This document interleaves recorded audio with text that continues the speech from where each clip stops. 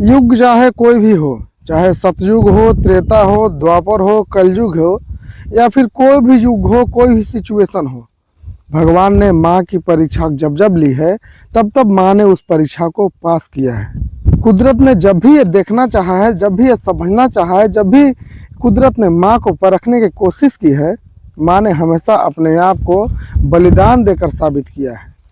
जबलपुर की हादसा जो क्रूज दुर्घटना हुई है, जबलपुर के बरगीट डैम में जिस तरीके की हरकत, प्रशासन की लापरवाही और सिस्टम की लापरवाही की वजह से एक माँ अपने बेटे को अपने कलेजे में दबोचे हुए जिस तरीके से अपने प्राण को त्याग देती है, एक चीख चीख कर कहता है कि एक माँ की लड़ाई एक सिस्टम के खिलाफ थी, जिस सिस्टम के खिलाफ लड़ाई में माँ ने अपने आप को नहीं बल्कि अपने बेटे को भी कुर्बान कर दिया। कहा जाता है कि उस क्रूज पर सवार कुल 43 लोग थे, लेकिन टिकट सिर्फ 29 लोगों की काटी गई थी, सिर्फ 29 लोगों की काटी गई थी।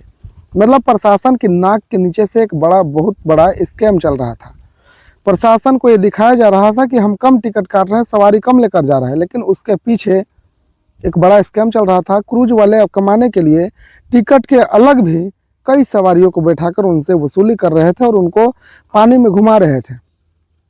हवा जब तेज हो रही थी तो पीली डेडलाइन भी जारी की गई थी, लेकिन फिर भी क्रूज को पानी में ले जाया गया। ये दुर्घटना जहाँ पे हुआ है किनारे से महज 300 मीटर दूरी पर हुआ है, लेकिन ये 300 मीटर की दूरी नाव को इस तरीके से अपने आगोश में लेती है, क्रूज को इस तरीके से अपने आगोश में लेती है कि वहाँ पर किसी का बचना मुश्किल हो जाता है। कहा जाता है कि 9 लोगों की जान जा चुकी है, बहुत सारे लोग लापता हैं और बहुत सारे लोग रेस्क्यू भी कर लिए गए हैं। लेकिन उसी रेस्क्यू ऑपरेशन में एक रेस्क्यू ऐसा भी हुआ है जिसको देखकर रेस्क्यू कर्मियों के दिल दहल गई है।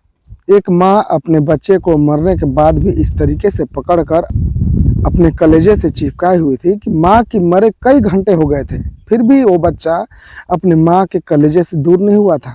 माँ ने लाइफ जैकेट पहने थे, लेकिन बच्चा को अपने लाइफ जैकेट के ऊपर चिपकाए हुए माँ अपनी जान दे देती है। माँ हर पल यही सोच रही होगी कि मेरा बचना उतना ज़रूरी नहीं है जितना मेरे बच्चे का बचना ज़रूरी है, और माँ ने अपने बच्चे को बचाने के लिए अपना भी जान जोखिम में डालकर नहीं बल्कि अपना जान भी दे चुकी थी। ये दृश्य इतना झकझोर देने वाला था, इतना दिल दहला देने वाला था, इतना दिल तोड़ देने वाला था कि जब ये दृश्य को लोग देख रहे थे तो सभी की आंखें नम थी। माँ ने अपने बच्चे को सीने से चिपकाए हुए अपने प्राण के बलिदान दिया है, और माँ ने फिर से यह साबित किया है कि माँ माँ होती है, कभी भी माँ नहीं बदलती। सतयुग वाली माँ, त्रेता वाली माँ, द्वापर वाली माँ, कलयुग वाली माँ, हर माँ वही रह गई है। चाहे जमाना बदल गया है, युग बदल गया है, लेकिन माँ अभी तक वही है। भले बेटा बदल गए, नाते बदल गए, रिश्ते बदल गए, रिश्तेदार बदल गए, हवा बदल गई, संसार बदल गई, लेकिन माँ अभी तक वही है जो पहले माँ हुआ करती थी। आज आप मेरा साथ दें या ना दें, आप चैनल को सब्सक्राइब करें या ना करें, आप वीडियो को लाइक करें या ना करें, लेकिन मैं सवाल पूछूंगा मैं सवाल सरकार से, पूछूंगा मैं सवाल सिस्टम से, पूछूंगा मैं सवाल प्रशासन से कि आपकी व्यवस्था क्या थी। आपने कैसे इतने लोगों को एक क्रूज पर सवार होकर के और मौत के आगोश में ढकेलने का काम किया। एक क्रूज जिसकी क्षमता सिर्फ 29 लोगों की थी, उस क्रूज पर 43 लोग बैठाकर आपने कैसे पानी में उतार दिया। जब हवा इतनी तेज थी, पीली डेडलाइन जारी कर दी गई थी, फिर भी क्रूज पानी में कैसे उतरी, पानी में उतनी दूर तक कैसे गई। क्या आप आम लोगों की जिंदगियां सिर्फ आम होकर रह गई है? क्या आम लोगों की जिंदगियां का कोई महत्व नहीं रह गया, कोई वैल्यू नहीं रह गया है? क्या आम लोग जिनकी अब जिंदगियों की कोई कीमत भी नहीं रह गई है?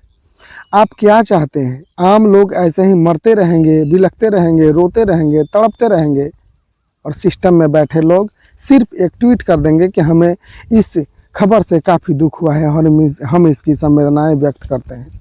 क्या इससे काम चल जाएगा?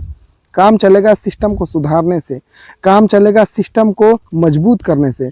ज़रूरत है हमें सिस्टम के ऊपर काम करने की, ज़रूरत हमें ट्वीट करने की नहीं है। आप नहीं जानते हैं कि कौन से लोग मरे हैं, उसमें किसी का बाप, किसी का माँ, किसी का बेटा, किसी के सपने और किसी के परछाई, किसी का साया का मौत हुआ है। जिसका बाप मरा है उसके पीछे सोचिए कौन कौन होगा, जिसका बेटा मरा है उसके पीछे सोचिए कौन कौन से सपने होंगे, जिसकी माँ मरी है उसके पीछे सोचिए कौन कौन से माँ का ममता मरा होगा।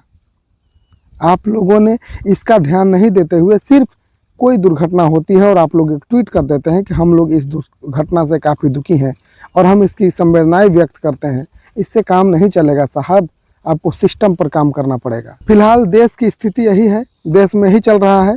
देश में आम लोगों की जिंदगी सिर्फ आम रह गई है और देश में सवाल पूछने वाला अब कोई नहीं रह गया है। सवाल पूछना तो दूर, यहाँ की गोदी मीडिया जो है वो देश की सरकार के ही पक्ष में बातें करती है, चाहे वो सही हो या गलत हो। गलत बातों पर भी सरकार का पक्ष लेना है, सही बातों पर भी सरकार का पक्ष लेना है। गोदी मीडिया के भरोसे इस देश की जनता को गुमराह किया जाता है।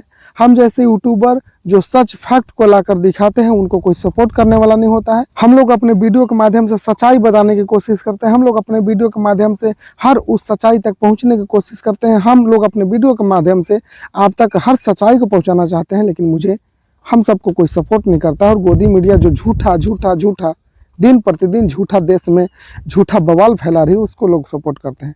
फिलहाल यही विडंबना है देश की।